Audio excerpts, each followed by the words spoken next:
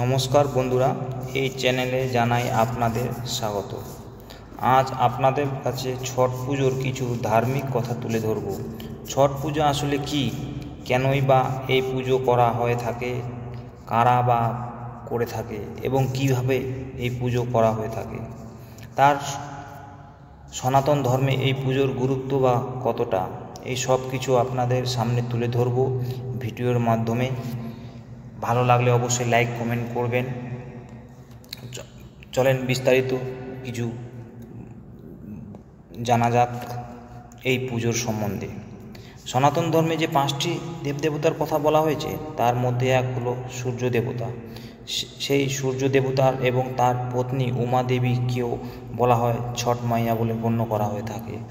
এই ছট পুজো প্রত্যেক বছরে কালী পুজোর শেষ হয়ে গেলেই 6 দিনের পরে কার্তিক মাসের ষষ্ঠী দিনে সূর্য দেবতার পুজো করা হয়ে থাকে। সেই কারণে এই পুজোর নাম ছট পুজো নামে অনেকে বলে থাকে। বন্ধুরা, যে দেবতাকে দেখা যায় সেই দেবতা হচ্ছে সূর্য দেবতা।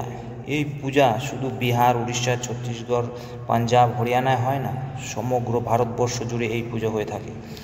এই পুজো প্রথম দিন নতুন পোশাক পরে বাড়ির মহিলারা লবণ ছাড়া ছোলার ডাল এবং লাউ ভাত বানিয়ে পরিবারের সকলের সাথে প্রসাদ হিসাবে গ্রহণ করে থাকেন এবং দ্বিতীয় দিন নির্জলা উপাসে থাকেন 36 ঘন্টা। এই দিন কাটিয়ে তারা কাঠের আঁচে মাটির উনুনে গুড়ের পায়েস বানিয়ে খেয়ে তারপর ছট পুজোর ব্রত রাখেন এবং তারা প্রসাদ তৈরি করেন। পুজোর তৃতীয় দিনটিও হলো সবচেয়ে গুরুত্বপূর্ণ। এই দিন ষষ্ঠীর দিন। এই দিন ছটবতীরা নদীতে গিয়ে তাদের হাতে প্রসাদের ডালা থাকে এবং সূর্য দেবতার কাছে তারা প্রসাদ নিবেদন করেন এবং চতুর্থ দিন আবার সেই ভোরের দিকে গিয়ে তারা সূর্য দেবতার কাছে প্রসাদ নিবেদন করেন সকল পরিবারের সাথে। এইভাবেই ছট পুজো করে থাকেন। এইভাবেই ছট পুজো হয়ে থাকে। বন্ধুরা, আশা করি আপনাদেরকে সবাইকে এই ছোট্ট একটা ধার্মিক কথা ভালো লাগবে। যদি ভালো লাগে থাকে অবশ্যই লাইক এবং কমেন্ট করবেন।